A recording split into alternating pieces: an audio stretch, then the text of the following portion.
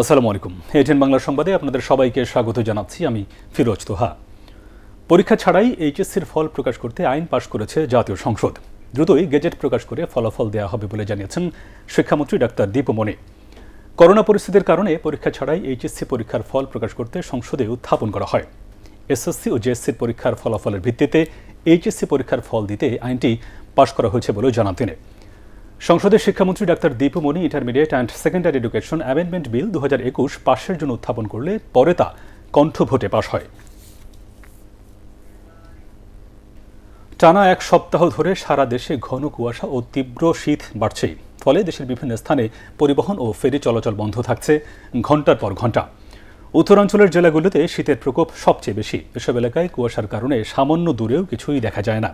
রংপুর ও মৌলভীবাজারের হাসপাতালগুলোতে বাড়ছে শীতজনিত রোগীদের ভিড়।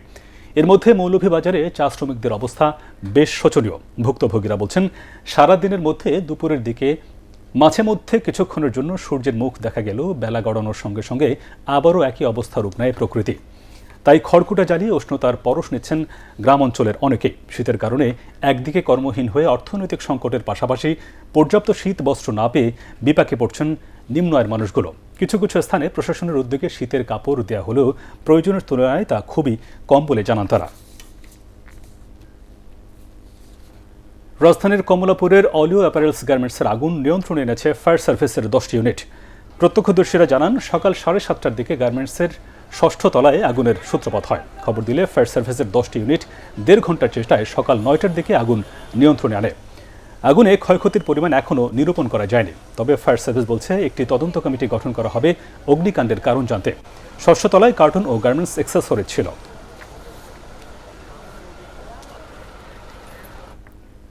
আন্তর্জাতিক করোনা মহামারীর মধ্যে ভারতের পূর্ব গোদাবরী জেলার একটি গ্রামেও ছড়িয়ে পড়ছে অজ্ঞাত রোগ। জেলার ভীমাদোল এলাকার কমিরাপল্লী গ্রামে ছড়িয়ে পড়া অজ্ঞাত এই রোগে গতকালও 3 জন হাসপাতালে ভর্তি হয়েছেন। ডাক্তাররা বলছেন, এরই মধ্যে এই রোগে 55 জন আক্রান্ত হয়ে হাসপাতালে ভর্তি হয়েছেন। তাদের মধ্যে বমি বমি ভাব ও চোখ জ্বালা পড়া সহ নানা ধরনের উপসর্গ দেখা গেছে। কিন্তু তাদের রোগ নির্ণয়ের ব্যাপারে এখনও কোনো কুল কিনারা করা যায়নি। এর আগে দেশটির অন্ধ্রপ্রদেশে গত এক সপ্তাহে এই রোগে 1.5 শতাধিক মানুষ আক্রান্ত হয়েছেন। তাদের উপসর্গ ও শরীরের বিভিন্ন নমুনা নিয়ে রোগ নির্ণয়ের জন্য পরীক্ষা নিরীক্ষা চলছে। একই সাথে এই রোগ যাতে ছড়িয়ে পড়তে না পারে সে বিষয়ে সতর্কতা অবলম্বন করা হচ্ছে বলেও জানিয়েছেন স্বাস্থ্য কর্মকর্তারা। এবার জানাবো শেয়ার বাজারের খবর।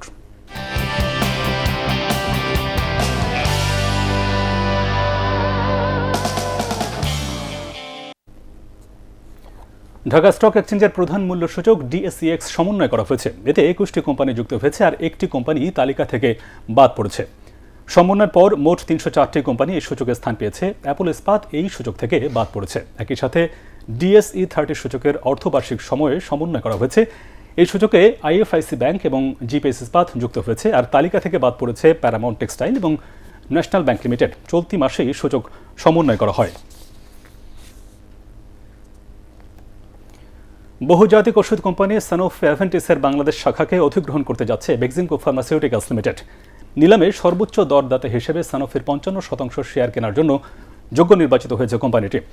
ফ্রান্স ভিত্তিক এই কোম্পানিটি লন্ডন ও নাসডাক সহ বিশ্বের একাধিক স্টক এক্সচেঞ্জে তালিকাভুক্ত। এই কোম্পানির 19,63,241টি শেয়ার তথা 54.6% শেয়ারের মালিক সানোফি অ্যাভেন্টিস। বাকি 45% শেয়ারের মালিক বাংলাদেশ সরকার। সানোফির কাছে থাকা শেয়ারগুলো প্রায় 3.5 কোটি পাউন্ড মূল্যে বেক্সিমকো ফার্মার কাছে বিক্রি করা হচ্ছে। বাংলাদেশি মুদ্রায় শেয়ারের দাম পড়ছে প্রায় 400 কোটি টাকা। আর এই ছিল এখনকার মতো। রইল পরবর্তী সংবাদ দেখবার আমন্ত্রণ। দর্শক, করোনা ভাইরাসের সংক্রমণ থেকে নিজেকে সুরক্ষিত রাখতে অবশ্যই মাস্ক পরুন, বারবার হাত পরিষ্কার করুন। আর এটিএন বাংলা সংবাদ ইউটিউবে দেখতে ব্রাউজ করুন, youtube/ATN বাংলা নিউজ। ধন্যবাদ সবাইকে।